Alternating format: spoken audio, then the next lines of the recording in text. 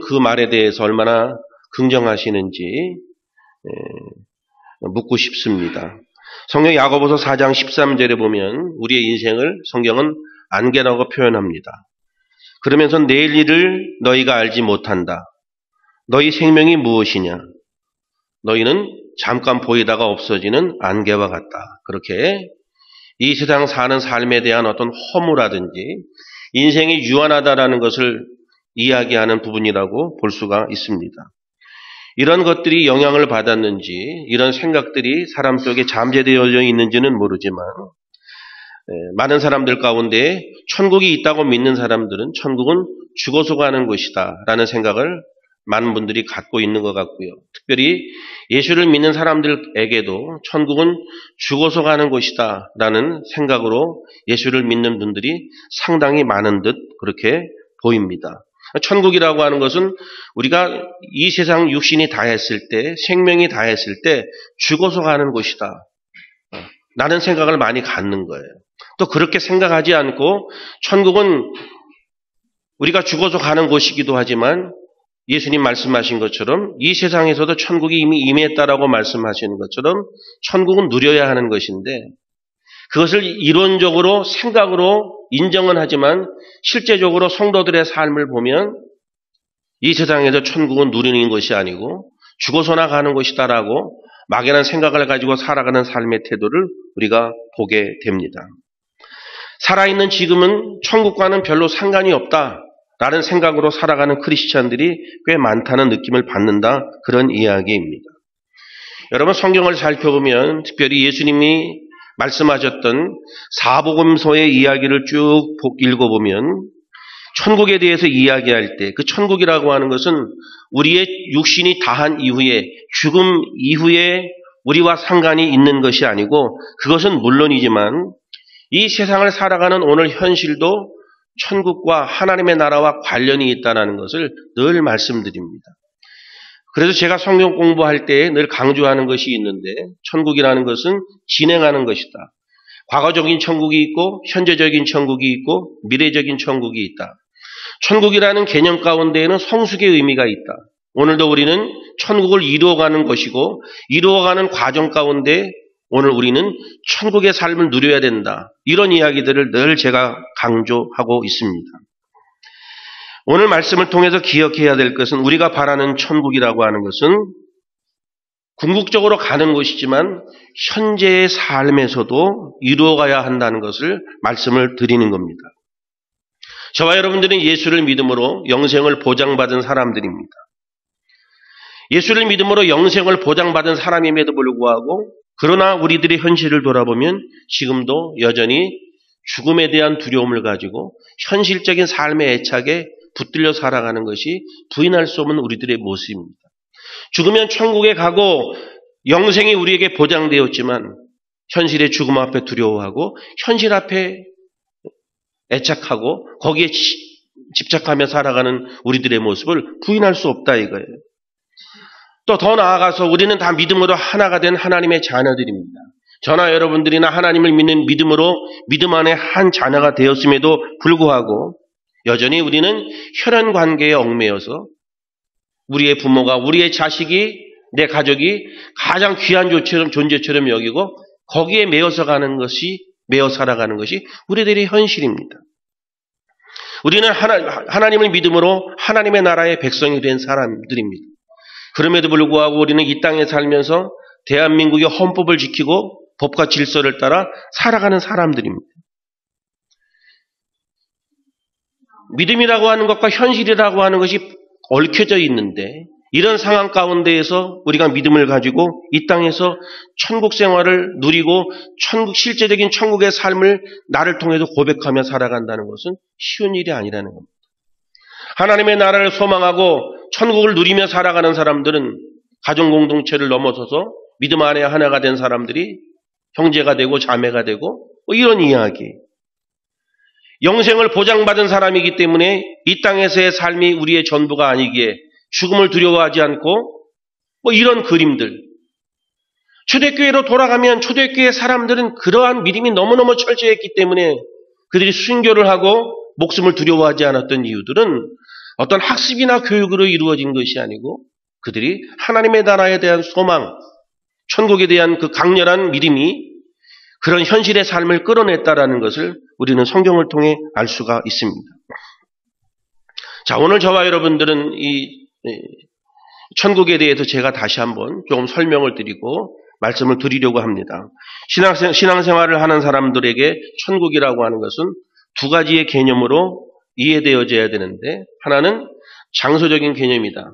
그리고 또 하나는 시간적 개념이다. 제가 늘 강조하는 겁니다.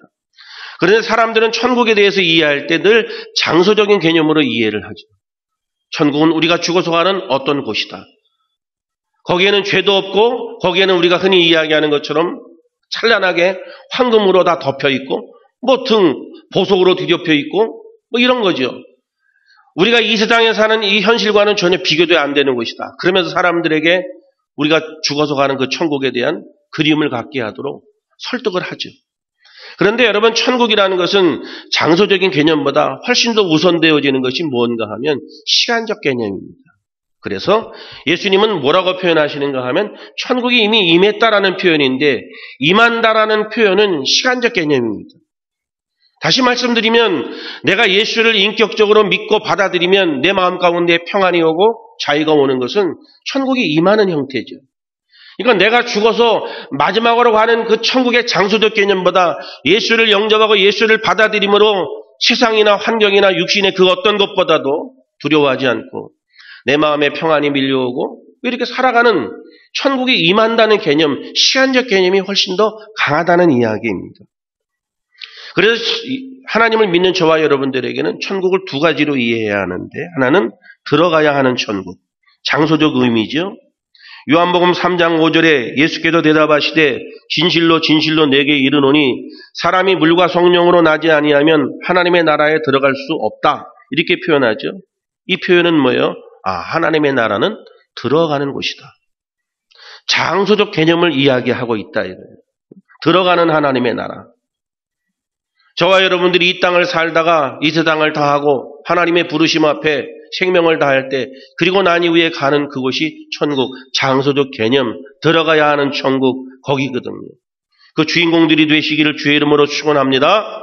또 하나는 뭐냐 하면 이루어야 하는 천국. 이루어야 하는 천국.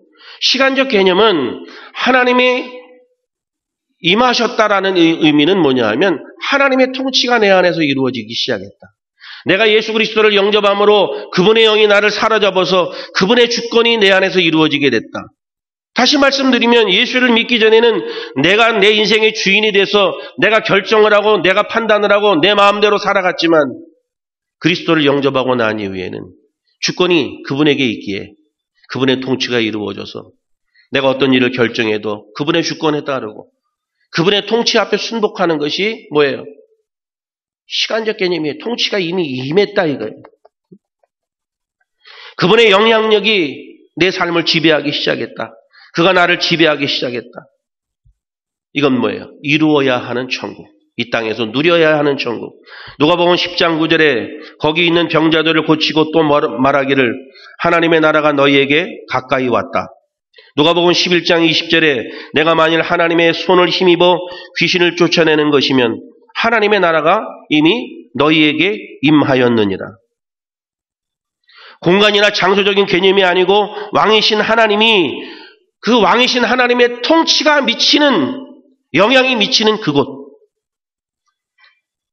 저나 여러분들의 삶을 비추어 보면 하나님의 통치가 이루어지는 삶, 그것이 천국이 우리 안에 이미 임했고 천국을 누리는 삶이라 이거예요. 여러분, 우리가 교회를 다니고 예수를 믿는다라고 하는 것이 그리스도의 통치가 이루어졌다고 말씀하셔서는 절대로 안 됩니다. 여러분들이 오늘 이 시간에 교회에 와서 앉아 있다고 그리스도의 통치가 당연히 이루어지는 것처럼 착각해서는 안 됩니다. 내가 교회를 다니고 예수를 믿는다고 말하지만 여전히 내 삶의 주권을 내가 가지고 있고 내 임의 되는 모든 인생을 결정해 나가고 내게 주어진 모든 것이 나의 것인 것처럼 행동하고 살아가는 것은 그리스도의 통치가 이루어진 것이 아니다. 오늘 본문 마태복음 22장 1절로 14절은 천국에 대한 하나님의 나라에 대해서 비유하는 비유의 말씀입니다. 그래서 오늘 본문의 이야기는 아들을 위해서 결혼잔치를 열었던 임금의 이야기를 통해서 천국을 가르쳐 주시는 장면입니다. 여기서 임금이라고 하는 존재는 하나님으로 볼 수가 있고요. 그렇죠? 아들을 위해 결혼잔치를 했다. 아들은 예수님이라고 이해하시면 되겠죠. 자, 이 본문 가운데 담겨져 있는 의미들을 몇 가지로 생각해 보면 가장 기본적인 것은 하나님은 잔치에 초대하시는 하나님이시다. 그 잔치라고 하는 것은 구원이라고 말할 수 있고 이 잔치라고 하는 것은 천국을 의미하는 거예요. 그 비유로 말씀하셨으니까. 하나님이 천국으로 모든 이들을 초청하신다. 그런 이야기입니다. 다시 말씀드리면 천국이라고 하는 것은 사람이 노력해서 얻어지는 것이 아니다. 사람이 애써서 얻어지는 것이 아니다. 여러분, 이 세상의 과학은 이렇게 말하죠. 유토피아, 이상세계. 그들이 말하는 것은 뭡니까? 이 세상에서 사람들이 노력하고 연구해서 과학 문명을 발달시키면 결국 이 세상은 천국이 될 것이다. 과학이 극대치를 이루고 모든 것이 발전되게 되면 거기에 천국이 이루어질 것이다라고 착각을 하는 겁니다. 또 하나는 사람들이 말하는 천국은 뭐냐 하면 목가적인 이상세계. 다시 말씀드리면 아케디아. 아케디아. 그게 뭐죠? 자연적인 아름다움이 펼쳐진 것이 천국이다. 이런 생각을 하는 거죠. 쉽게 말씀드리면 어떤 분들이 이렇게 얘기할 수 있죠. 산이 아름답고 강물이 유유하게 흐르는데 거기다가 그냥 낚싯대 하나 다 걸쳐놓고 있다면 그리고 거기서 낚시하면서 뭐라고 말해요? 여기가 천국이다. 그렇게 얘기하죠. 그런데 여러분 거기가 천국 맞습니까? 거기는 며칠만 있으면 불편한 곳이에요. 아우 집에 가야지. 아니 내가 뭔 짓이냐. 며칠만 지나면 당장 이렇게 나오는 거예요. 그냥 휴가를 즐기기 쉽고 거기서 잠깐 있는 것은 좋지만 살기가 너무 불편하죠. 이건 무슨 얘기냐면 사람들이 말하는 유토피아, 과학이 발달되면 결국은 천국이 될 것이고 목가적인 이상세계, 이 세상은 자연적인 아름다움을 통해서 이루어지는 아케디아. 이것이 사람들은 천국이라고 말하기도 하지만 인간의 노력이나 애씀으로 이루어지는 것이 천국이 아니고 하나님의 나라는 사람들이 말하는 기쁨, 평안함 그런 것을 넘어선 상상할 수 없는 어떤 기쁨과 상상할 수 없는 어떤 평안이 넘치는 안식의 세계. 제가 오늘도 칼럼을 가운데 쓴 이야기 가운데 가장 행복한 사람은 생생한 종교적 체험을 가진 사람이다. 맨 마지막이 그거잖아요. 사람들이 행복을 이야기하고 막 얘기하지만 사람들이 상상하는 행복은 이랬을 때 가장 행복했다. 그런 상상, 이럴 때 가장 행복할 것이다 라고 이야기하지만 인간의 가장 큰 행복은 종교적 체험. 하나님의 나라가 임하고 천국이 내 안에 임했을 때 그것은 내가 세상에서 경험해 볼 수 없었던 기쁨이고 내 세상에서 누려보지 못했던 평안함이기 때문에 그것을 이야기하는 거예요. 그 안식의 세계. 여러분 요한계시록 21장, 22장에 쭉 보면 하나님의 나라에 대해서 천국에 대해서 그 천국의 아름다움에 대해서 소개하는 이야기가 쭉 나옵니다. 여러분 초대교회 성도들은 그 천국의 아름다운 그 사실의 천국의 그 묘사들을 철저하게 믿었던 사람들이거든요. 우리가 어떻게 그것을 추측할 수 있는가 하면 그 사람들은 순교하는 것을 자랑스럽게 여겨요.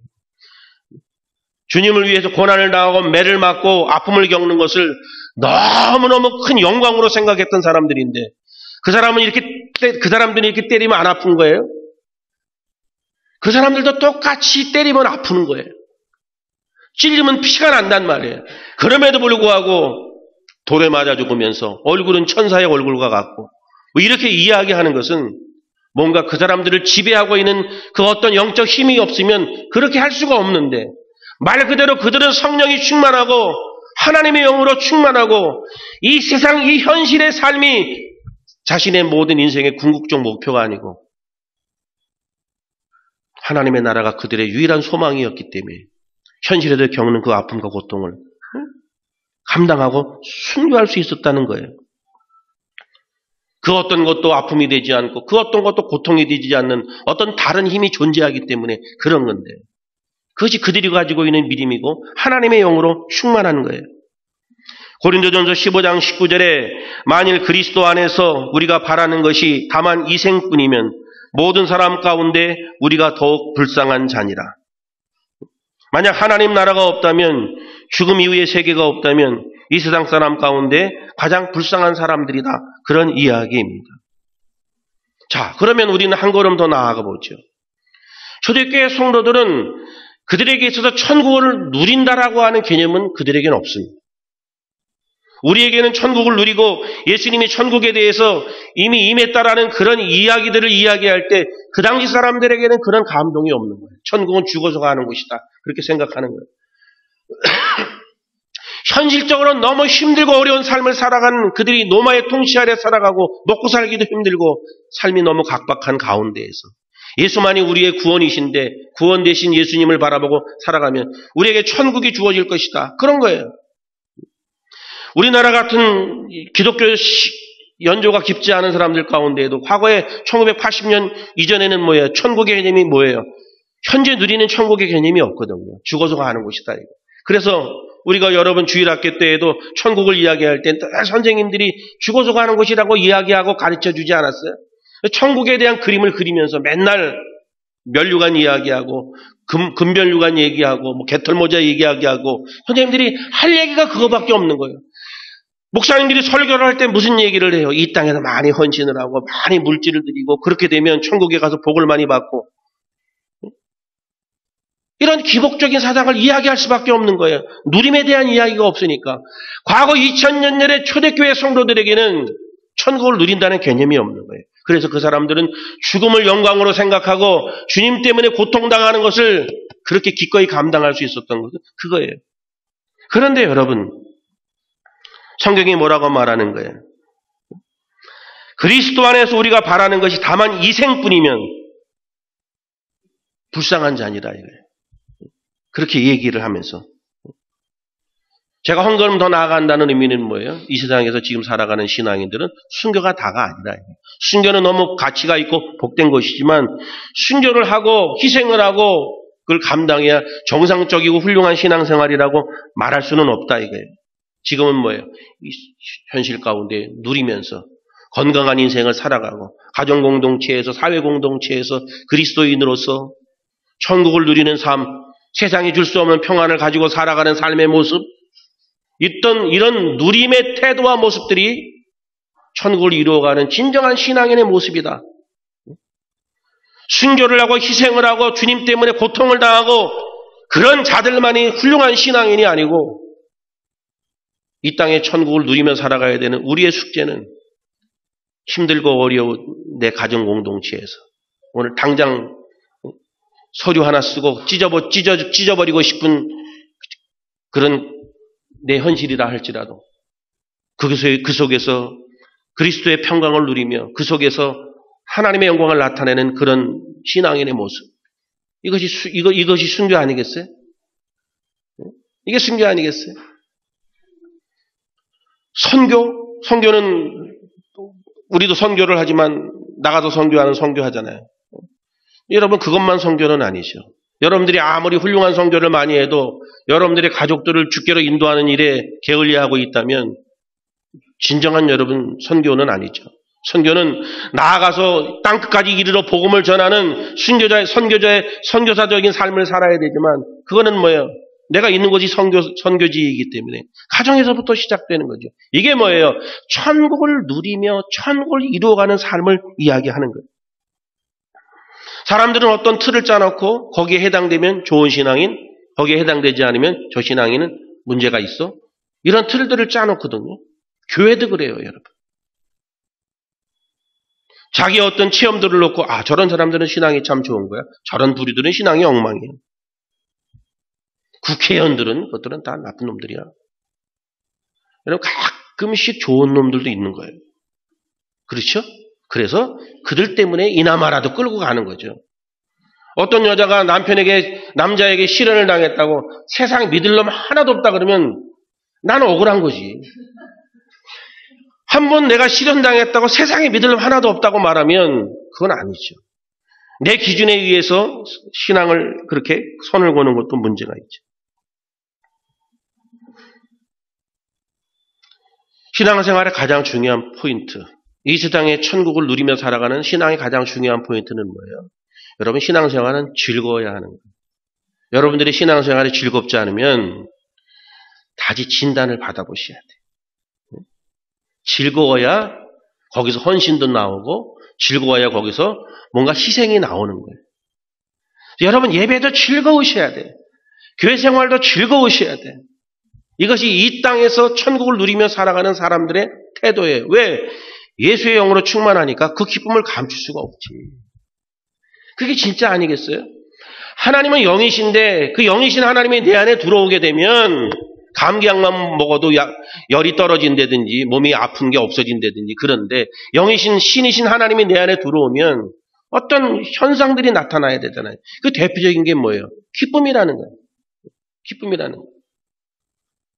그냥 매일 우중충한 얼굴로 있던 어떤 자매가 어느 날부터 뭔가 얼굴에 생기도 있고 화장도 잘 받고 그러는 것 같으면 뭐예요? 남자친구가 지금 생긴 거란 말이야. 뭔가 표현할 수 없는 기쁨이 자기의 내재 안에서 뭔가 그런 현상이 벌어지는 거예요. 그런 것처럼 비교할 수 없는 큰 은혜가, 기쁨이 예수예요. 그런 신앙생활 될 수 있기를 주의 이름으로 축원합니다. 그런 기쁨이 넘치는 삶을 살아가는 사람들이 천국을 누리고 살아가는 삶의 모습이라고 우리가 이야기할 수 있어요. 미국의 한 동네에 똑같은 지역을 5번, 6번씩 운전하는 얼굴 까만 흑인 기사님이 한 분 계셔요. 우리나라에도 뭐 운전하시는 분들 맨날 똑같은 데 계속 돌잖아요. 이건 한 미국의 이민가에 있었던 어떤 한 집사님이 어떤 글을 올린 거를 제가 본 거예요. 버스를 탔어요. 그래서 매일 똑같은 지역을 매일 이렇게 운전을 하는데 이 집사님이 봤을 때 표정이 괜찮아 보인 거죠. 그 흑인 기사가 그렇게 매일 운전하는데 다른 사람 운전자의 모습이 아니고 이 사람에게는 좀 뭔가 다른 매력을 느끼는 거예요. 그래서 물었대요. 지루하지 않으세요? 그랬더니 이 까만 운전수 아저씨가 쳐다보시면서 왜 지루하냐고 거꾸로 질문하더래요. 왜 지루하냐고. 여러분 잘 들으세요. 왜 지루하냐고. 그래서 그럼 도대체 왜 안 지루하냐 그랬더니 이분은 5바퀴, 6바퀴 도는데 첫 바퀴 돌 때에는 바하마 군도를 여행하면서 아름다운 경치를 구경하는 것처럼 첫 바퀴는 그렇게 돈대요. 두 번째 바퀴 돌 때에는 멕시코 연안 카브리의 캔쿤이라는 지역을 여행하면서 거기를 구경하듯이 지나간대요. 지금은 어디를 지나고 있냐 그랬더니 지금은 파도 타기 하고 있다. 이게 그분의 모습이에요. 여러분 지난 주일에도 오셨던 교회에 또 오셨어요. 그렇죠? 어떤 마음으로 오셨는지 여쭙고 싶어요. 오늘 아침에 일어나서 그 식구들 얼굴을 또 봤는데 어떤 마음으로 자녀들을, 어떤 마음으로 가족들을 봤는지 여쭙고 싶어요.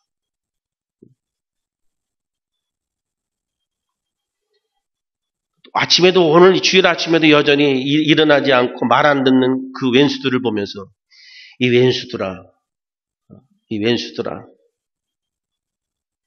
그러지 않았는지. 제가 아까도 말씀드린 것처럼 예수를 믿는 사람들은 즐거워해야 한다고 표현했는데 저는 신앙의 시작을 그런 거로 보는 사람이에요. 아무리 여러분들이 거룩한 모습을 하고 종교적인 모습으로 치장을 하고 훌륭해 보여도 이제는 저도 짬밥이 되다 보니까 안 속습니다. 조그마한 것에 감사할 줄 알고 다른 사람들에 대해서 조심스러운 마음으로 섬길 줄도 알고 타인을 배려하고 그냥 콩가루 같은 집구석이라도 그렇게 마음에 들지 않고 나에게 기쁨을 빼앗아가는 남편이라도 그를 섬기고 매일 그냥 속을 썩이고 눈만 뜨면 어떻게 하면 엄마 아빠한테 돈 뜯어갈까라고 생각하고 영어 사전 사게 돈 주세요. 딕셔너리 사게 돈 주세요. 콘사이트 사게 돈 주세요. 심지어는 탱크가 망가졌다고 수리비까지 가지고 하는 그런 얘기가 있다고 그러죠. 총을 잃어버렸다고 그래갖고 엄마한테. 이 순진한 엄마들이 속은 건지 안 속은 건지 모르지만 크게 돈 붙여주고 그렇게 나를 힘들게 하고 속속이는 자녀라 할지라도 여러분 주님의 마음을 가지고 그들을 대하고 저는 이거를 신앙의 모습이라고 보는 거예요. 그랬을 때 그런 모습들을 통해서 타인들이 보고 우리를 통해서 천국을 누리고 천국을 경험하고 그런 거예요. 신앙의 매력을 느끼는 거예요. 예수 믿음으로 복 받으라고 복 받게 해달라고 막 소리를 지르고 이번에 뭐 땅 산 게 오르게 해달라고 소리를 지르고 기도하고 불 달라고 기도를 하고 그렇게 난리를 죽이는 게 훌륭한 신앙인의 모습이 아니고 내게 주어진 일상 속에서 여러분 가정은 천국의 모형인데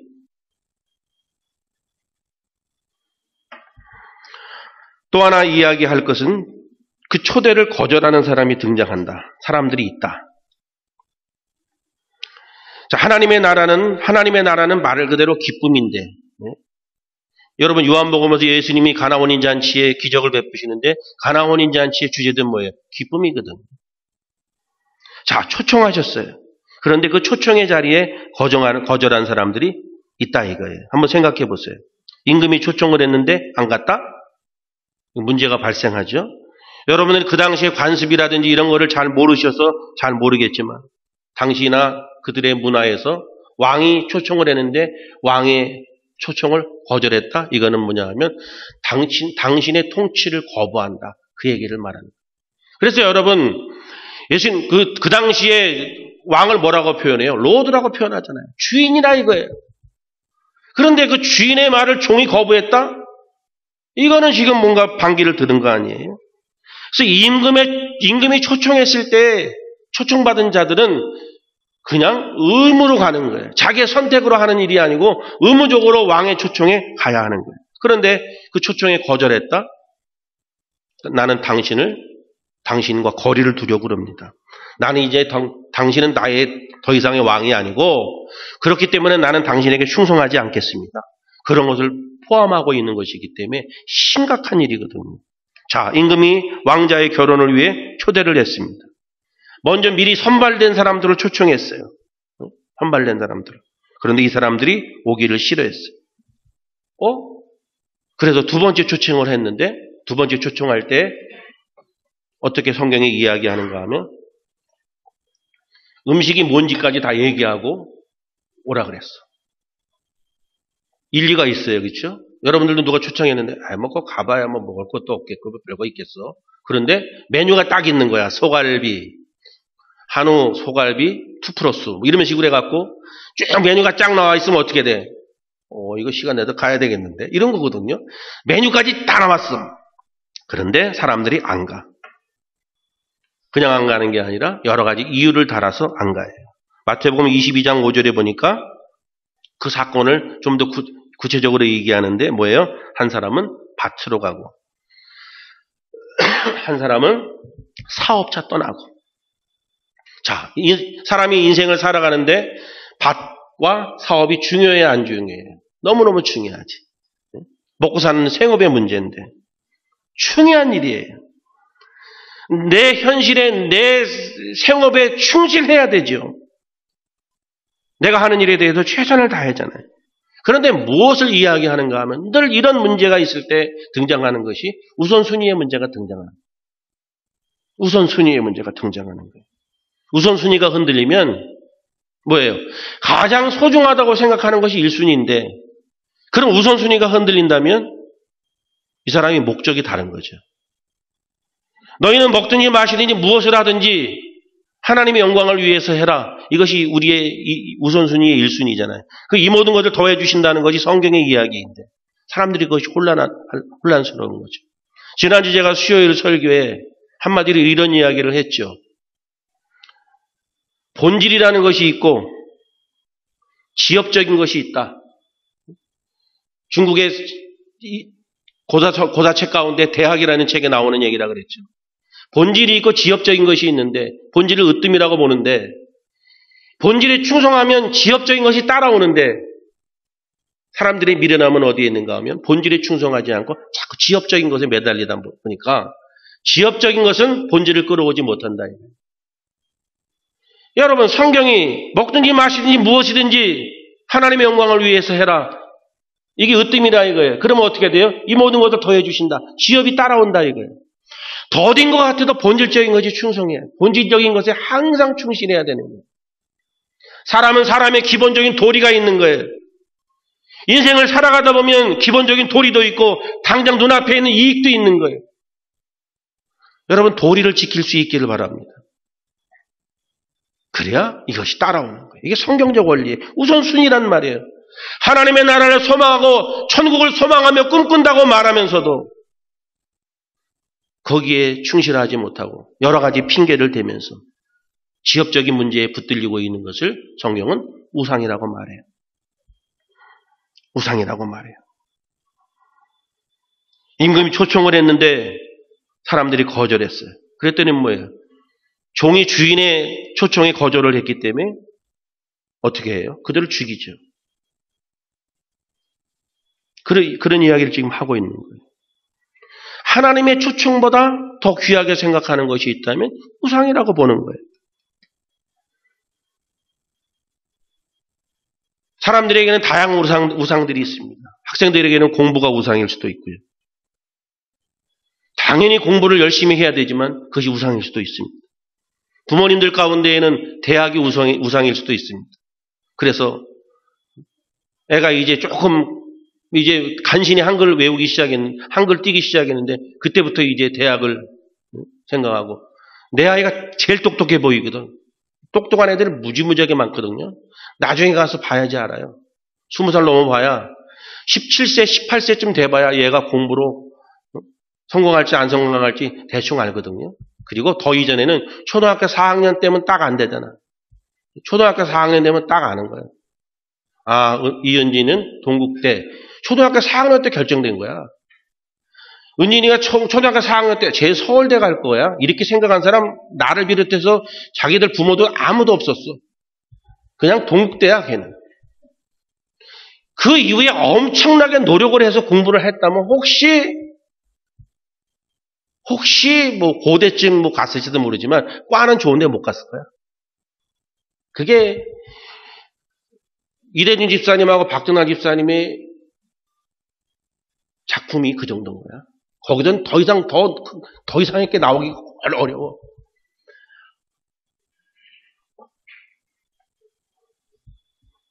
제가 지금 여러분 우스운 이야기로 여러분들에게 표현을 드리는 거예요. 우상이 되어서는 안 된다. 공부할 애들은 공부가 취미예요. 제가 늘 말씀드리잖아요. 제 처갓집에는 서울대 아니면 학교를 안 친다고. 그 집 식구들을 보면 공부가 취미야. 제발 좀 공부 좀 그만해 막 이래. 그런데도 공부하고 있어. 밥만 먹으면 공부 안 되니까. 그런데 뭐야, 틈만 나면 공부 안 하려고 딴짓 달라고 그러는 애 보고 아까 머리는 좋은데 공부는 아이고 참. 우리 애도 옛날부터 고대 앞에 지나갈 때마다 자기는 이 학교 꼴과할 거라 그래. 그때 나는 속으로 믿음이 없어서 아마 어려울 거다.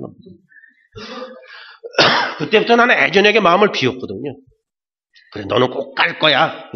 진엄마는 옆에서 그렇게 얘기하지만 나는 어려울 텐데. 왜? 이미 4학년이 지났거든.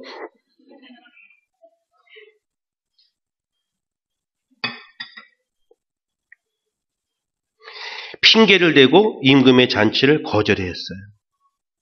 어느 날 우상들이 너무 많아요. 제가 전에 교회에서 섬기는데 어떤 분이 우리 교회 등록을 안 하는 분인데 일부 때 꼭 오셔요. 거의. 근데 내가 어떻게 그분을 어떤 다른 삼자를 통해서 그분에 대해서 알게 됐는데 그분이 뭐냐면 신앙생활의 갈등이 배드민턴. 근데 본교에서는 그것 때문에 목사님이 뭐라 그래가지고 스트레스를 너무 많이 받은 거예요. 그래서 어떻게 해요 이제? 예수는 믿어야 되고 교회는 다녀야 되니까 잘 모르는 교회, 터치가 없는 교회 일부 예배를 드리고 이제 항상 웃돌이는 추리닝 웃돌이하고 옷만 벗으면 바로 치면 되거든. 끝나자마자 지금 가는 거야. 어떨 때는 눈 뜨고 보면 없어. 축도하게 되는 시간이 있어서. 철저하게 우상이죠. 취미가 우상인 사람도 있고.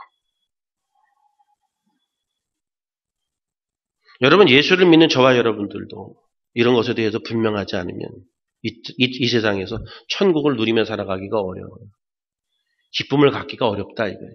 이방인들과 같이 산다 이거예요. 예수를 믿는 종교인으로 머물고 그 이상의 것을 누리지 못한다 이거예요. 그런 작은 핑계들이 더 큰 핑계를 만들게 되고 결국은 어떻게 돼요? 그냥 타성에 젖은 신앙인들로 젖어들고 마는 거예요. 불편하셔도 할 수 없어요. 현실이 그러니까. 외국의 한 교사협의회 보고서를 보니까 요즘은 아이들도 핑계를 대는데 핑계 자체가 우주적이래. 우주적이라는 얘기가 뭐냐 하면 어떤 아이가 학생인데 10살 먹은 아이인데 학교 시간에 3시간이나 늦게 왔더래요. 선생님이 너 왜 3시간이 늦게 왔어? 그랬더니 얘가 하는 말이 뭔지 아세요? 오다가 우주인을 만났는데 그 우주인이 나를 3시간 동안 붙잡아놔서 내가 3시간 늦었다. 요즘 아이들의 발상이 그렇대요. 외국에서 한 보고서에도 나타나는 핑계가 이거예요. 오늘날 예수를 믿으면서도 많은 사람들이 하나님이 늘 우리를 초청하시는데 다양한 핑계들이 있죠. 그런데 제가 오늘 그걸 한마디로 정리해 드릴게요. 하나님에게 당신에게 드릴 시간이 없습니다. 그 얘기예요. 그 핑계를 한마디로 줄여놓으면 나는 당신에게 드릴 시간이 없습니다. 이런저런 이유를 다 이야기하지만 나는 나를 위해 쓸 시간이 있고 나의 취미와 나의 자녀와 나를 위해서 쓸 시간은 있지만 당신께 드릴 시간은 없습니다. 그거예요. 하나님 당신을 위해서 시간을 내기가 싫습니다. 또 하나 여러분. 임금이 초청을 했는데 안 오니까 대상을 바꿉니다. 군대를 통해서 진멸해버립니다. 그리고 그들이 사는 집을 불태워버렸습니다. 그리고 초청의 대상들을 어떻게 해요? 바꿔요. 어떻게 바꾸죠? 아무나 누구나. 어떤 일부 성서학자들은 이 부분에 대해서 해석을 어떻게 하는가 하면 하나님이 이스라엘 백성들을 선택하셔서 수많은 선지자들을 보내고 예언가들을 보냈는데 그들의 말을 듣지 않았다. 그리고 나중에 결국은 예수님까지 보냈는데도 불구하고 십자가에 죽이셨다. 그러므로 이스라엘 사람들에게 국한된 복음의 영역을 넓혀서 모린들에게 구원의 영역을 넓혔다. 그렇게 해석하는 성서학자들도 있어요. 그런데 그거는 성서학자들의 이야기고 우리가 간단하게 이야기할 수 있는 것은 뭐냐 하면 하나님의 나라 잔치에는 누구든지 들어갈 수 있는 자격이 있다. 누구든지 부르신다. 요한복음 3장에는 누구든지 구원하시는 하나님이시다. 누구든지 기회를 주시는 하나님의 은혜라고 하는 것이 구원의 이야기입니다. 그래서 뭐라 그래요? 누구든지 오라고 말해요. 그래서 임금이 사거리에서 만난 사람들 아무나 데려오라고 말해요. 그래서 다 데리고 왔어요. 잔치집이 가득 찼어요. 그런데 사람들이 다 잔치집에 가득 찼는데 똑같은 특징은 뭐예요? 다 예복을 입었어요. 그런데 그 중에 한 사람이 예복을 입지 않으니까 독특하잖아. 한 사람이 예복을 안 입어. 그래서 내쫓아버려요. 이게 가만히 그냥 이 상황만 보면 이해가 되기가 어려워요. 아무나 오라 그랬는데 아무나 왔는데 예복을 안 입었다고 그 사람을 쫓아냈다. 그냥 우리가 이렇게 표면적으로 들으면 이해가 어려운데 그 당시에 관습을 그래서 이해할 필요가 있어요. 그 당시에 관습에는 뭐냐 하면 잔치에 초청을 했는데 잔치에 예복을 입지 않은 것은 그 잔치를 모독하는 행위예요. 그들의 문화가 그래요. 그래서 결혼 잔치를 할 때에는 혹시 어떤 사정 때문에 예복을 입지 못하고 올 경우도 있기 때문에 잔치를 마련한 집에서는 예복을 예비 준비하고 있다가 혹시 못 입고 온 사람들에게 빌려주기도 해요. 특별히 페르시아 지역 같은 데서는 어떻게 했는가 하면 아예 예복 자체를 잔치에 초청하는 모든 사람들에게 한 벌씩 선물하는 경우도 그들의 관습에 있다라고 해요. 그러니까 지금 이 이야기의 배경도 뭐냐 하면 거기에 다 자기 예복을 미리 알아서 입고 온 것이 아니고 급하게 길거리에서 초청받은 사람들이기 때문에 잔치를 배설한 그 주인이 온 사람들에게 예복을 다 준비해 줘서 그 사람들이 거기에 입고 들어간 거예요. 그런데 그런 배려가 있음에도 불구하고 이 한 사람은 예복을 입지 않고 들어온 거예요. 왜 그렇죠? 뭐 꼭 예복을 입고 와야 돼? 갑자기 불러서 왔는데. 그냥 편하게 불렀으면 편한 대로 가지. 그냥 갈비탕이나 주지 빨리 먹고 가게. 자기 편한 대로, 자기가 원하는 대로 행동했다 이거예요. 그 얘기를 지금 하고 있는 거죠. 여러분, 오늘날 하나님을 믿는 사람들이 자기 편한 대로 하나님 믿는 사람들이 참 많아요. 나 편한 대로 예수 믿는 사람들이 참 많다고. 심지어는 요즘에는 어떻게까지 삐딱하게 나가냐면 뭐 꼭 교회 가야 돼.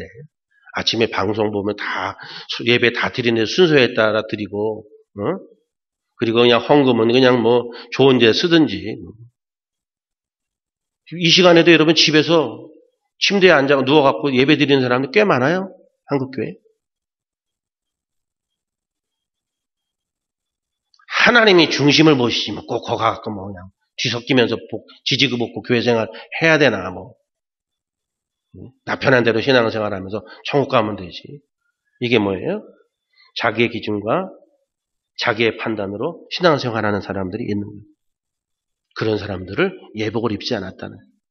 여러분, 교회 공동체에서 함께 지어져 간다는 표현을 제가 가끔 쓰잖아요. 지어져 간다.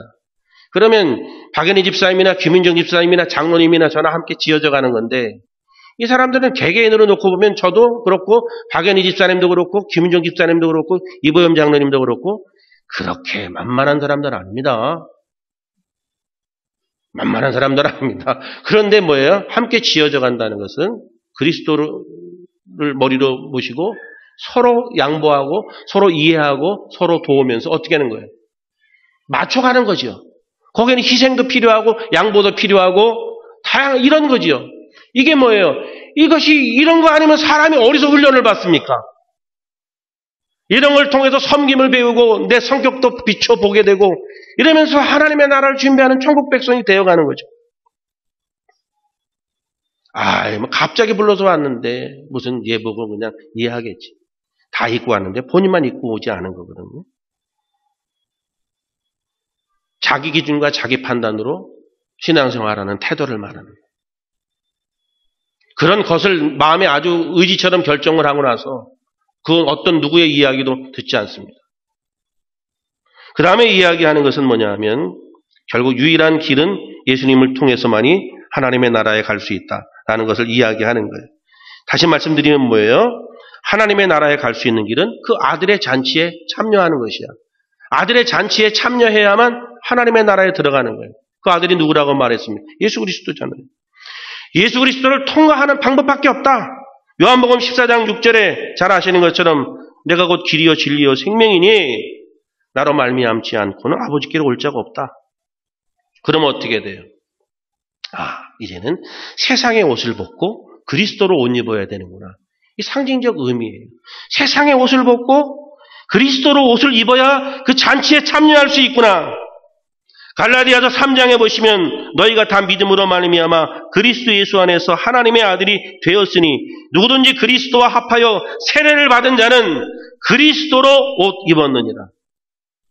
세례의 의미가 뭐예요? 세례는 말 그대로 물 세례가 있고 영적 세례가 있는데 그리스도를 영접하고 인격적으로 영접하고 그리스도의 통치를 받겠다는 거 아닙니까? 그 스스로의 신앙 고백이 세례 아닙니까?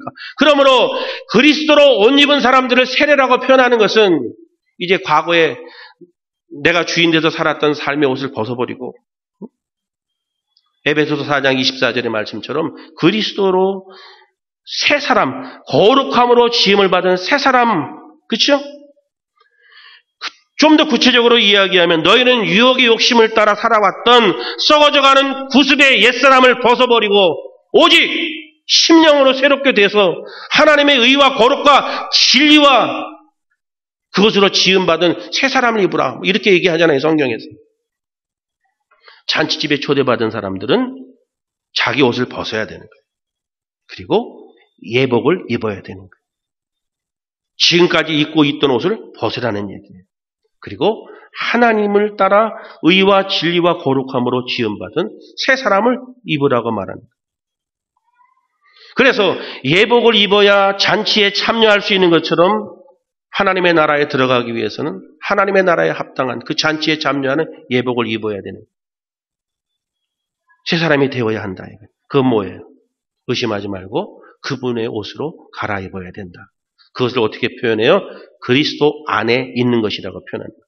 고린도후서 5장 17절에 그런즉 누구든지 그리스도 안에 있으면 새로운 피조물이라 이전 것은 지나갔으니 보라 새 것이 되었도다. 우리가 새 사람이 되고 새 옷을 입는 것은 그리스도를 인격적으로 영접하는 거예요. 그 얘기는 뭐예요? 다시 거꾸로 처음으로 돌아가면 그리스도의 통치가, 그리스도가 나의 주권이 되는 것.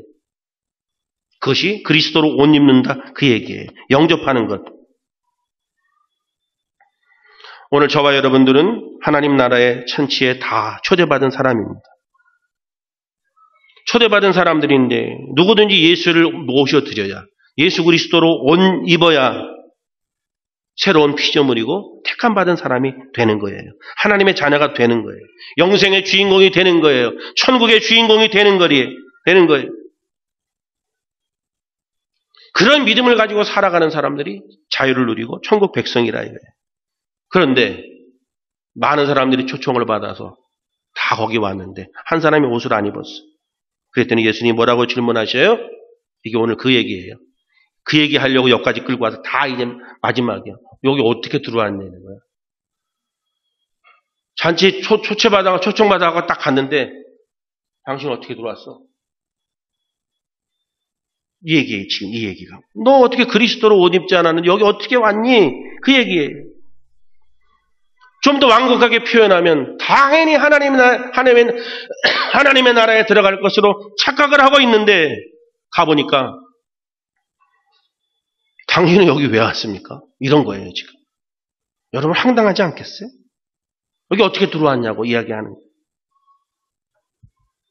사랑하는 여러분, 초청은 언제나 유효한 것이 아닙니다.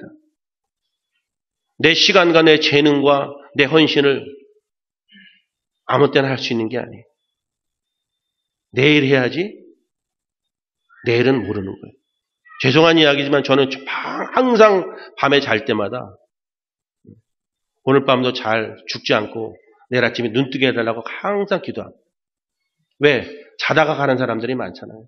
가끔 어떨 때 예전에 한참 스트레스 받을 때에는 자다가 숨이 안 쉬어져갖고 내가 일어난 적도 있으니까 숨이 안 쉬어지는 거야.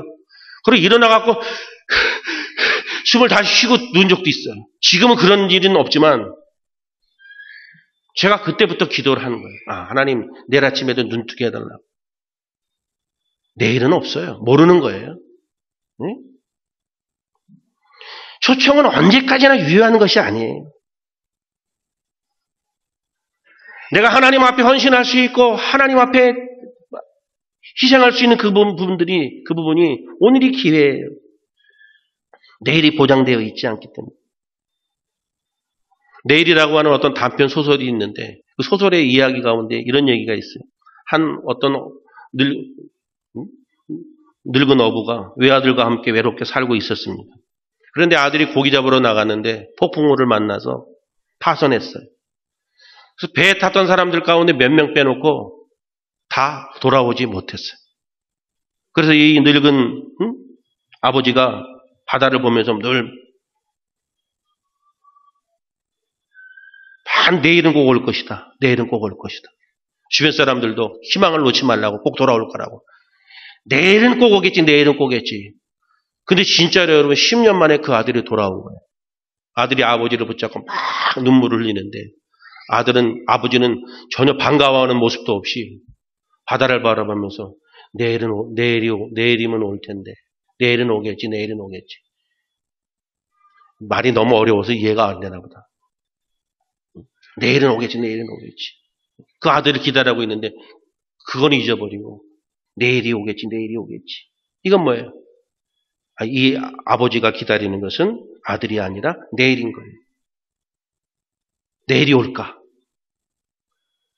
여러분 우리에게 내일이 있습니까? 혹시 내일이 있다면 내일은 또 오늘인 거예요. 우리 주변에 있었던 사람들이 우리 아버지도 내일 나하고 같이 있을 거라고 생각했는데 그 아버지도 오늘 가고 그 엄마도 당연히 있을 거라고 생각했는데 어느 날 어느 교회에서 모임을 갖고 있는데 그 엄마가 갔다는 거예요. 그 엄마도 내일을 생각하는 거예요. 그런데 내 주변에 있는 내 엄마, 내 아버지, 내 형제도 오늘 가는 거예요. 저와 여러분들은 오늘 그리스도로 옷 입어야 되는 거예요. 오늘 하나님의 초청은 오늘 이루어지는 거예요. 그리스도로 옷 갈아입으셔야 돼. 천국을 누리셔야 돼. 하나님의 마음에 합한 삶을 살기를 힘쓰고 이 세상이 우리의 궁극적 목표가 아니고 하나님의 나라가 나의 궁극적 소망이며 목표라는 사실을 가지고 사셔야 돼. 매 순간 자그마한 일에도 감사하고 감격해야 하고 고마워해야 돼. 내 마음에 좀 들지 않은 남편이고 내 마음에 좀 들지 않은 내 자녀고 내 아내라 할지라도 천국의 모형으로 준 공동체이기에 그들을 사랑하고 아끼고 그들을 섬겨야 돼. 그럴 수 있는 저와 여러분들이 될 수 있기를 주의 이름으로 축원합니다. 기도하겠습니다. 헌신하기를 원하시는 분들은 이렇습니다.